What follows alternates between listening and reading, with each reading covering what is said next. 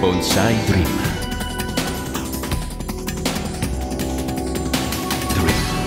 Bonsai Dream. And here we are with the final product. It's been a beautiful experience to create this bonsai along the year. The tree was collected 15 years ago in the north of Italy, and now is such a big pleasure to see the tree evolved in this new shape and maturing in the rock that Eric Krysovensky made for me. And I'm looking forward to the development of this tree along the year and spend many more years together and mature together. And thank you so much for following me. I had this beautiful Sabina juniper from the Italian Alps for many years, and I concentrate to develop the shape in cascade by bending some of the roots and obtain the shape down in the extremely cascading style. With the help of my student in this session, we are taking care on the deadwood and we wire the complete tree to add the good shaping. I had already in mind to add this beautiful tree to a rock specially designed and made by Eric Krysovensky. I was in my workshop and I shaped the tree while I was reflecting which branches was better for the final shape. The cascading line was very long and I started to create the lower pad, and while I was working I was reflecting about the different positions on the pads and trying a little bit to get a more compact canopy. At the end we start removing some branches and creating some gin because we want to have a more compact foliage. Using a Rudiban, my student Stefan from Germany is taking care of removing all the bark from the new gin. This gin is very important because it will be in the front part of a very straight section of the trunk that visually will be very boring for the final result. So we're gonna build that gin and then we're gonna move a little bit of a green mass to create a pad and distract the attention of the observer from that section we wanna kind of light down because visually is too strong.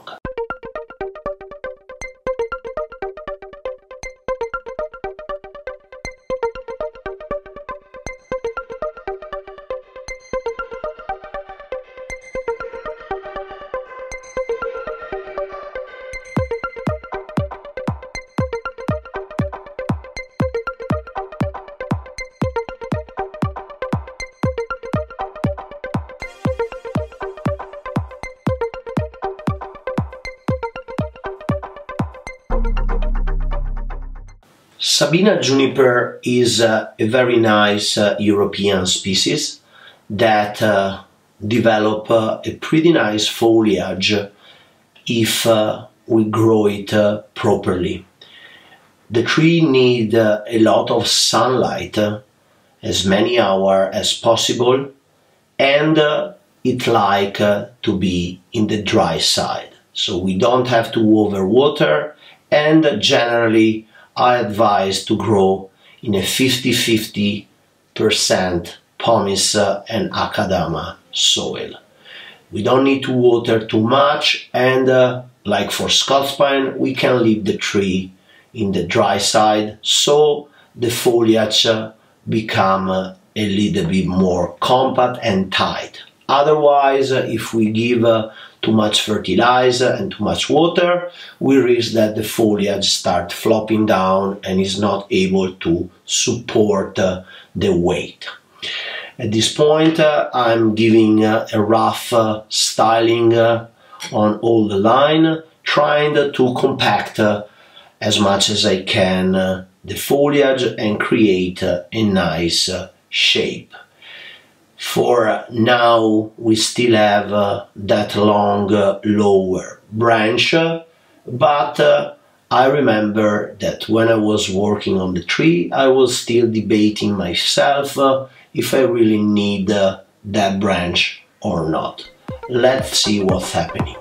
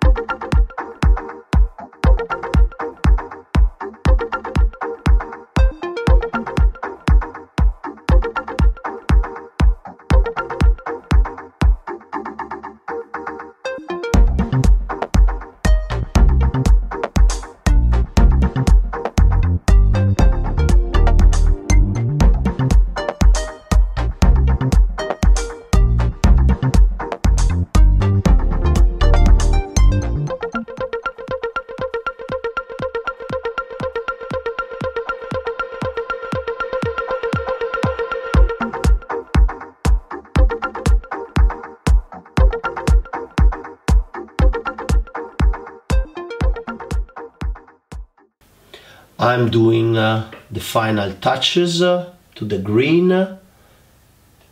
to have the final product, and I start staring at that branch that really don't look so nice. So I decide to remove it, and finally the tree shape get much better. I use the upper branch to just lower it down and create the nice first pad at the height of the elbow, where the tree going down turns back on itself. I'm pretty happy about the shape for now, and now we go for the next step.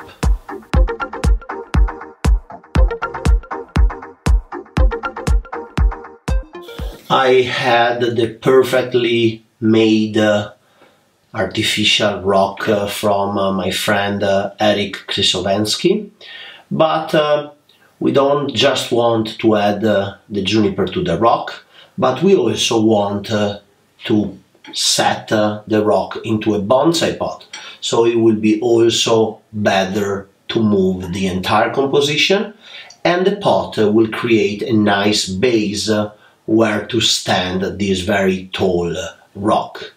I add some anchors with wire to the pot. I add some screw at the base of the rock, so I can fix everything together with the help of my student. The rock is pretty heavy, but it will be nicer and more stable inside of the pot. We take care to fix properly the rock and add also to the correct front. This part of preparation is always very important when we do this sort of crazy work, creating a mix between the natural tree and some strange other element. Now it's time to create the base for the planting of the juniper. So I had inside of the rock some akadama and pomace, and also some akadama outside. Then in the future, in that part, I will put some moss. We start taking the juniper out of the original pot, and then it's very important to work the root ball to be able to add the juniper to the new rock. As you can see, the root ball is pretty solid. The original soil was also pumice and akadama. So we take the tree out gently because, as I said, originally I bend some of the roots to be able to create this cascading shape of the trunk. Now we have to remove and open up the root ball to be able to put all the roots inside of the new location. I never cut roots on junipers, but especially in this case I tend to remove the soil and just have the roots free. The junipers don't suffer if we remove the soil because they don't grow in symbiosis with mycorrhiza as pines do.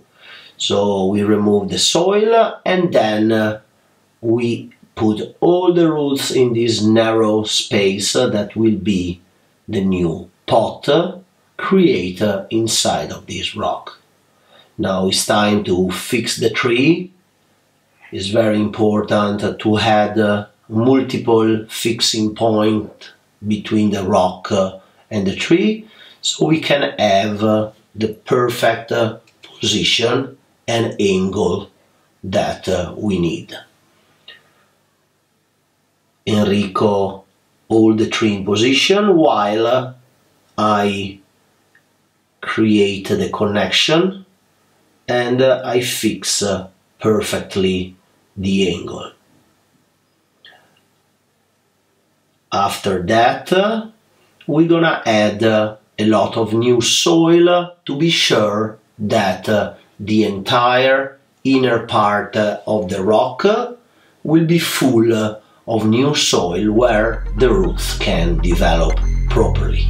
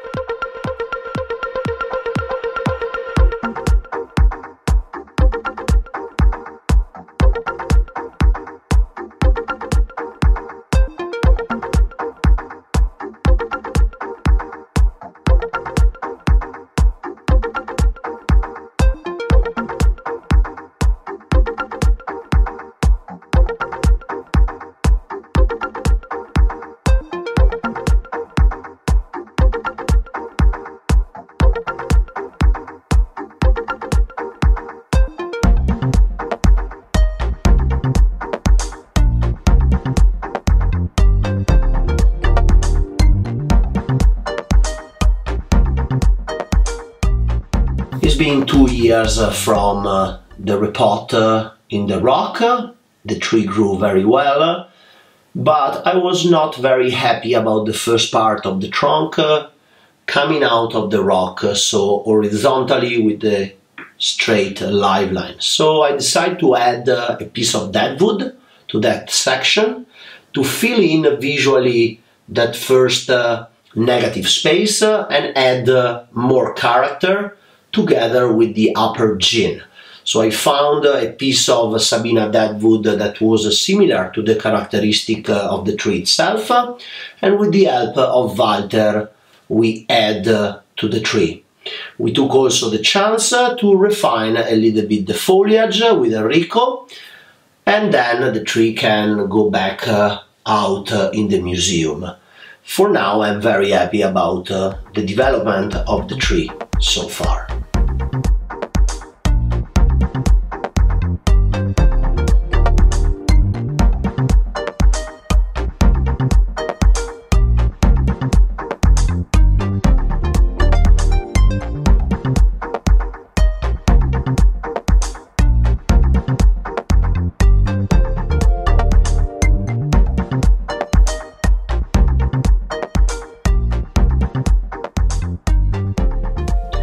The tree is very happy.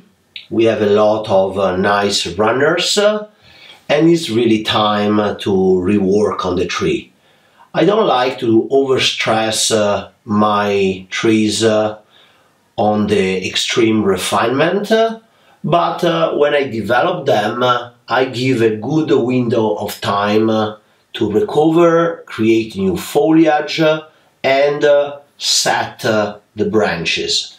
So now with the guys we're gonna reclean the dead wood a little bit more, and we wanna also reset the branches. It's very important to do that because the dead wood can lose details along the years if we don't protect it properly. So every 1 or 2 years, or even more if we have a very wet weather, we need to protect with lime sulfur and eventually also wood hardener. So William take care of giving lime sulfur all over the part of the dead wood, while Matteo take care of wiring the new runners to reset and reshape the path of the tree. The idea now is to have a more refined tree because along the years the tree produces a lot of new foliage that we can use to create more mature paths.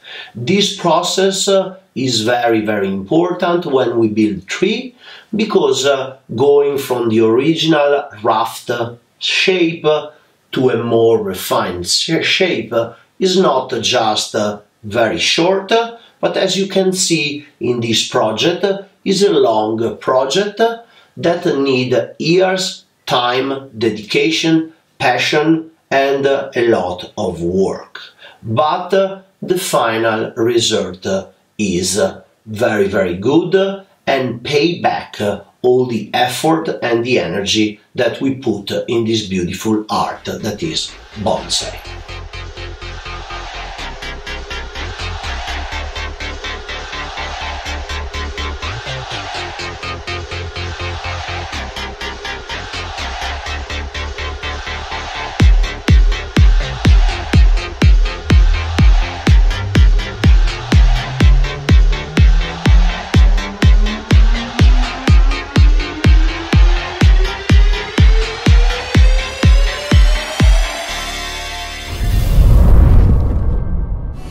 Bonsai Dream.